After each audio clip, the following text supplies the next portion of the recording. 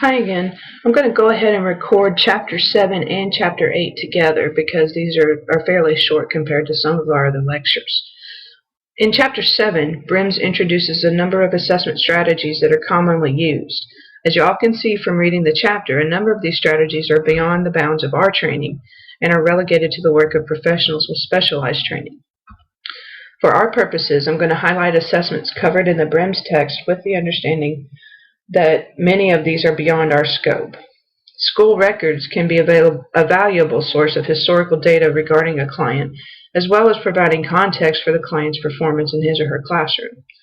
Brims discussed the importance of school records as they can validate and clarify information gleaned from the assessment interview. I know that you all realize that none of these records can be obtained without proper releases of information. In addition to school records, if your client has been in treatment before, either at your agency or a different agency, their treatment records will also provide valuable information as you build your case conceptualization. As you gather information about your client, you may recognize that some of the client's struggles are beyond your own professional competence. In these cases, a referral to an appropriate professional is warranted. You might also come to realize that the family has sought treatment or consultation previously for the same problem. If this is the case, then you want to have the family sign a release of those records. Regardless of whether you work in an agency or independently, it will be important for you to build a referral network. You might locate a few general practitioners who work with children, and you might consider including neurologists, speech and language pathologists, occupational therapists, and physical therapists in the referral list. The types of professionals you refer to will also depend upon your typical client.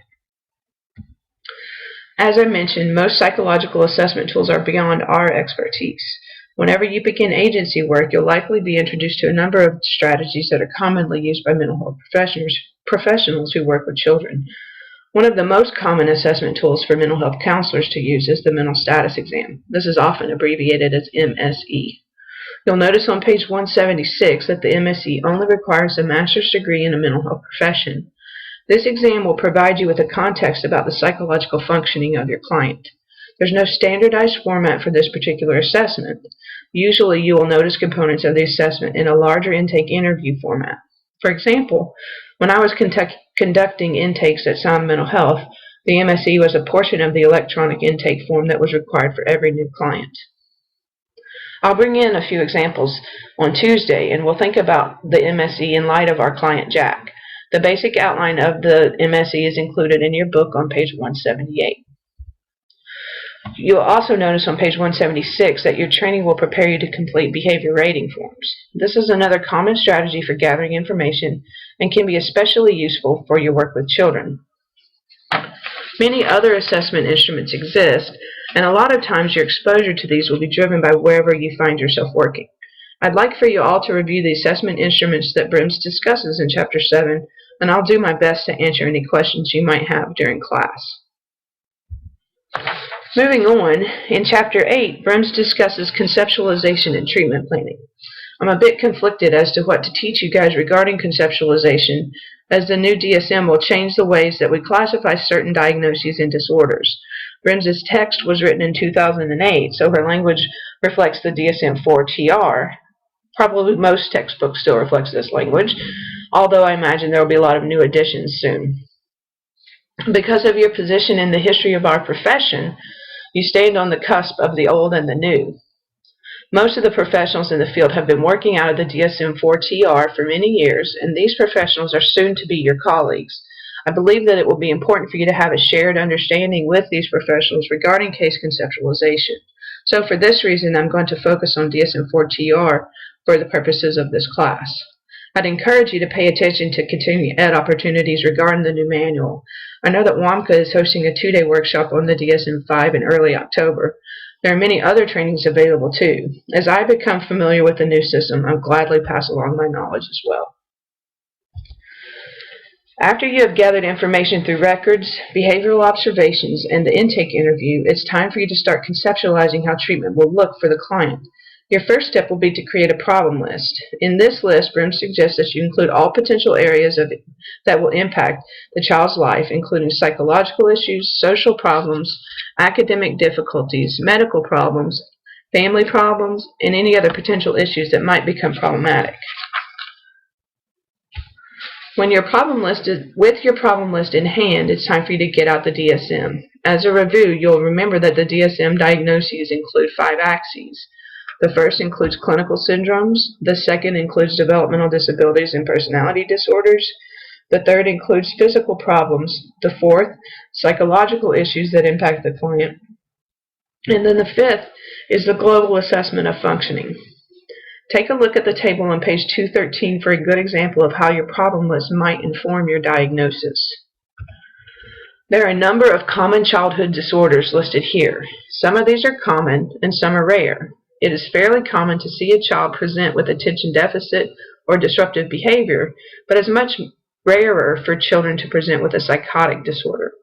Brims does a nice job of summarizing these disorders in Chapter 8. Be sure that you review them. As you think past the diagnosis towards your plan for treatment, there are a number of factors that are important for you to consider as you attempt to understand why the problem exists. We'll discuss each of these individually next.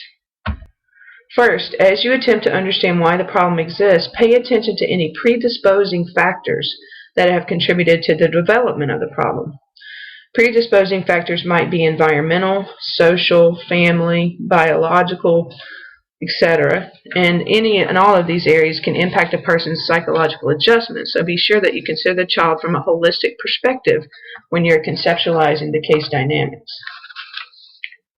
Second, there might be certain triggers or precipitating factors that have led the family to treatment at this time. And third, there may be some factors that serve to maintain or perpetuate the problem. There are several good examples of predisposing, precipitating, and perpetuating factors in the table on page 226. In addition to understanding the ways in which the aforementioned factors impact your conceptualization, so too will your theoretical orientation. This becomes relevant whenever you begin to consider the client's intrapsychic dynamics.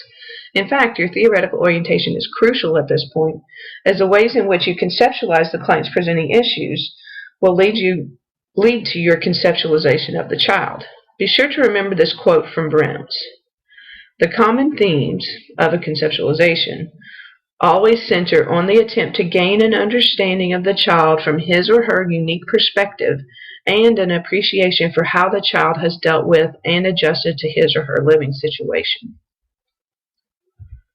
Understanding the dynamics of the family that the child is a member of will be critical to treatment success. Without fail, our families influence our psychological health. Similarly, the relationships we have with others are important to consider. Children interact with others daily. Some of these relationships become meaningful and important to the child's sense of self and day-to-day functioning. After you consider all of the various factors that influence your client's adjustment, then you are ready to prepare a summary statement that you can take back to the family and the client. Treatment planning is the next step in the process after your thorough assessment. The treatment plan represents the transition from assessment to treatment, and input from the family members will be important at this point. In fact, treatment will be more successful if you have everyone's buy-in. The first step in the treatment planning process is to consider your goals, the client's goals and the family's goals, and to come up with an agreed upon set of treatment goals. Your goals should be measurable and quantifiable, and they should be directly related to the case conceptualization. Some goals will be categorized as resolution-focused, and others might be rehabilitative. I really like Brim's charts on page 232 and 233 as examples of how to think about goals, sub-goals, and strategies to address the goals. The strategies that you choose will depend upon the client's capacity for different activities and your theoretical orientation. As you think about treatment strategies, think big. Identify strategies that might facilitate resolution of a number of goals, as Brims demonstrated on page 233. Expect to be met with some resistance. Expect barriers to the continuity of treatment. As you can see on this slide, resistance can come from lots of different avenues. Pay attention to where the resistance lies and work to move through the resistance so that the child's treatment is not undermined. Finally, a reminder about strengths-based approaches when working with families. Capitalize on previous successes. Pay attention to the natural supports that exist, and pay attention to what the family has done in the past to overcome obstacles. Use these in your treatment. Alright, that's it for Module 2. When we meet next week, please bring any questions that you have to class with you, and I'll see you soon.